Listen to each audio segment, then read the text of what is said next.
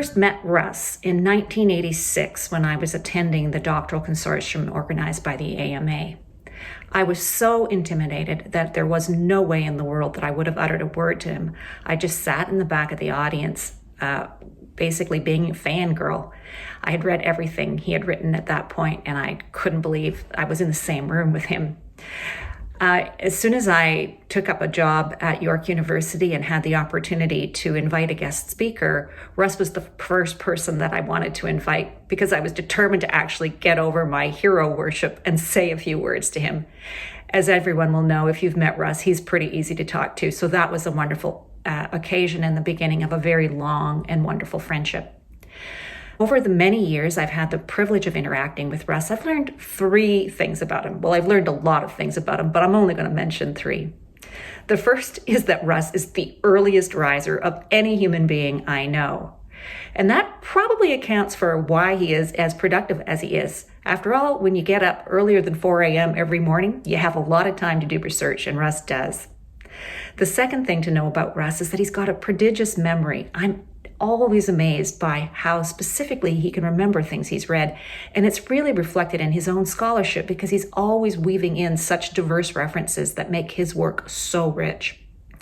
The third thing is that there is no topic at all that I will ever do research on that Russ will not be able to make valuable commentary on. Why? Well, because he's usually done related research himself. It's been a privilege for me to have Russ as a colleague over these years. He is a wonderful colleague in many, many ways, and I'm really grateful to him for his support and his friendship over these many decades.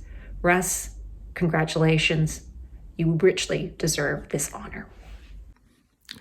Hi, Russ.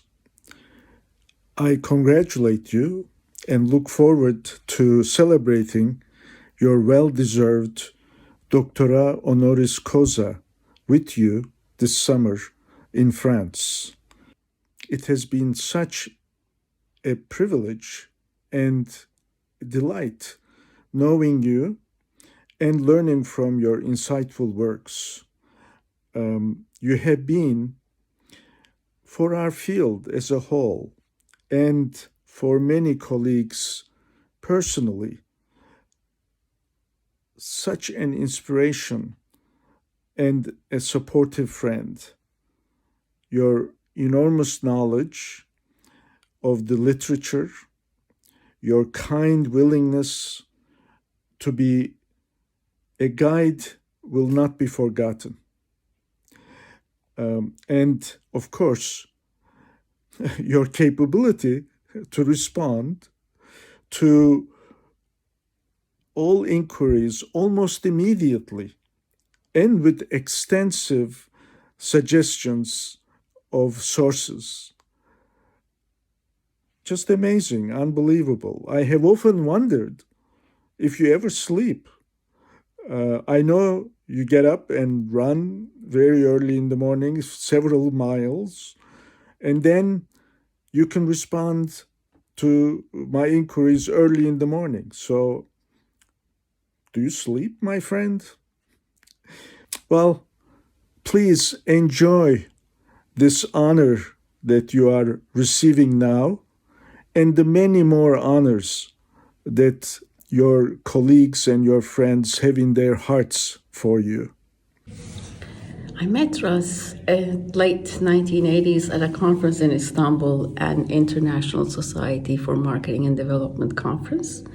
The same time as I met Fuat Fırat and Aladi Venkatesh, and I had no idea who they were or what kind of research they were doing, as I was fresh out of Northwestern's PhD program, focusing on and trained in experimental psychology and experimental and psychological approaches to consumer research. Aladi and Fuat, along with Russ, were highly instrumental in introducing me to totally different realm of scholarship than I was used to, than qualitative consumer research, now referred to as CCT or consumption market culture studies. Anyways, the first time I saw Russ, I was listening to his presentation on materialism. I criticized his materialism scale. He suggested, let's work together on it. That's how our joint research started, and then one project led to another, generated ideas for the next and the next, until our paper on consumer desires. I learned a lot from Russ, from writing together, from our heated discussions on the papers we were working on and the disagreements we had. Since then, I have known Russ as a very hardworking, creative, and competitive colleague who prides himself in getting up before sunrise, having a run, and then starting to work at 6 a.m. I know him as a co-author who generously shared, in the old days when we relied on print copies, photocopies of zillions of books and papers he had read.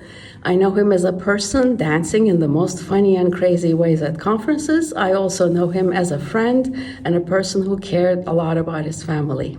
Russ, congratulations on this honorary doctorate. You deserve it, clearly. I wish I were there to be with you and to see you, Kay and Amy, enjoying this moment. Russel Belk is a giant of a scholar.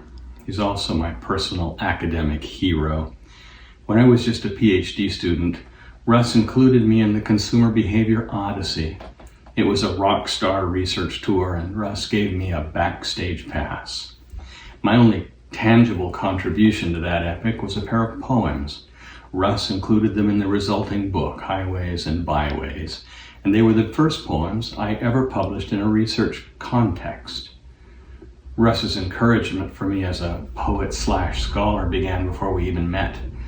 In 1980-something, I was a lost soul applying too late for admission to a doctoral cohort that was already full. My application was denied. That is, until Russ learned that I was a published poet. Intrigued by the possibility of a poet in the marketing program, he influenced the graduate school to make a place for me. If not for that, God knows what would have become of me. Those seeds were powerful, and they shaped my career. The first one was a passion for ethnography. Russ encouraged me to take courses in economic anthropology, which opened whole new worlds to me. My first real fieldwork experience was as part of the team he put together to study consumption at Mountain Man rendezvous. The second seed fell from the branching tree of Russ's research on the extended self. It took root deep in my psyche. Identity and identity reconstruction became my life project and the core of everything I've written. It may be that the greatest driver of an academic life is to leave a lasting legacy. Everything I've achieved in my career, everything I've written, everyone I may have inspired along the way, begins with Russel Belk. Russ, I am blessed to be a small and perhaps generative part of your legacy. Thank you. From a letter to the editor. As the scope of our paper is rather broad, both academically and practically, we would wish for reviewers with a rather open-minded approach, such as Russel W. Belk. I guess that says it all. I'm very grateful to Dominique, Gail, Benoit and the entire academic committee for organizing this wonderful celebration of Russ Belk and his work. I would have very much loved to be present myself, but among other things, there is this little boy who very much considers myself an extension of himself, if not to say a possession. So it didn't work out. But Russ, this is a nice opportunity to say some things that deserve saying. To me, you are one of the brightest and most open-minded scholars in our field. You're also one of the kindest, most respectful and imaginative pioneers that we have. I feel very grateful for the fact that I found your support in shaping my thinking. So thank you. I don't know how you manage it all, but I'm in deep awe and I congratulate you from the bottom of my heart. Have a wonderful celebration. Bye from Vienna. I met Russ for the first time in Belgium in 1995 for a seminar on qualitative research methods. I did present there my PhD project on vacation decision making in front of a panel, including Russ, taking the opportunity to ask him advice for a research stay abroad. Russ kindly suggested me to contact Janine Costa, one of his colleagues from the University of Utah. So I did contact Janine, and in the following days I was very surprised to receive a positive answer. I would go to Utah for 3 months. I spent there a wonderful time interacting with other students and having the chance to discuss with Janine and Russ a few times.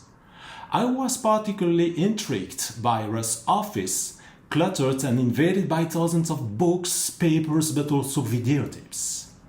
For the first time, I was personally confronted with a marketing researcher who was collecting and recording his data in the form of videos. After my PhD, I had the opportunity to return to University of Utah to participate in the first workshop on videography, co-organized by Russ again and Rob Kozinets. What an extraordinary experience to discover the full potential of this unique research tool. After this, I had the chance to collaborate with Russ and my French colleague Christine Petre on a paper on videography, mixing art and science, and co-organize a workshop at the University of Tours. Later, we did invite Russ at the University of Namur a few times to give keynote speeches on collaborative consumption and on avatar, robots and cyborgs, but also to participate in the thesis jury of Julie Masset on travel souvenirs. All these meetings and exchanges with Russ gave us the opportunity to learn not only about consumer behavior, qualitative methods and videography, but also about many other things, as Russ' general culture is amazing. We also had the chance to discover a fascinating man, so clever and knowledgeable, but also humble, a hard worker, but with an impressive sense of humor, and, above all, an extraordinary curiosity and ability to listen. In short, it is really an honor to contribute to this event, as Russ has always been and is still a unique source of inspiration for our community. So congratulate Russ for your Doctorate Honoris Causa.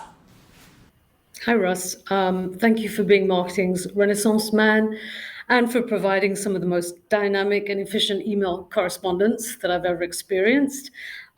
This is a short message to say thank you for the academic pearls that you've offered over the years. And there's one particular piece I wanted to say thank you for that's helped me think through some arts-based research questions among other interrogations. And that is a 1986 article called Art versus Science as Ways of Generating Knowledge About Materialism. So it's a bit of a tongue twister. And if I may, I'll quote something from it that has moved me and I've integrated it into my research.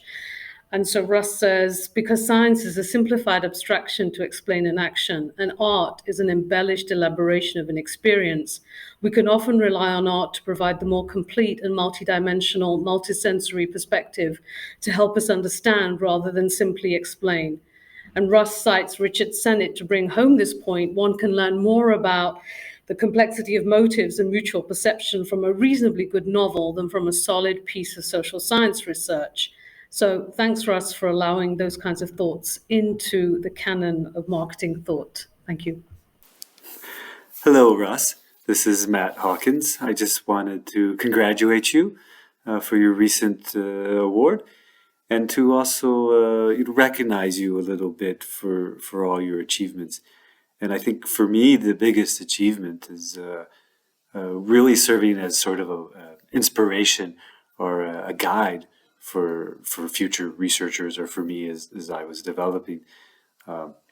You're always there to help people and offer constructive comments and really supportive. And it's while also being very productive. And so as a young researcher, someone who's growing into the field, it's always nice to have you and to recognize that you can be productive and be influential, but also just be a really nice guy and a really supportive person. And so thank you for being there in serving as a guiding light for researchers as we develop. But today, I really want to say congratulations on a really well-deserved recognition of your standing as a global scholar. Congratulations on this award of the, and let me get this right, Doctorate Honoris Causa by the University of Reims, Champagne-Ardenne. I mean, it's wonderful to see this recognition of your scholarship in Europe, and thus as your global standing, obviously, as a scholar and academic in consumer research. I think I probably met you at one of the very early EACRs in Amsterdam, way back in the 1990s. And I certainly remember meeting you at the ACR meetings in the US during the 90s. And they were pretty intimidating places, especially for European scholars, because we were pretty thin on the ground and there weren't very many of us. But you were always really meticulous in saying hello, offering a greeting, making us all feel that little bit more welcome at home in what was really quite a challenging arena to visit.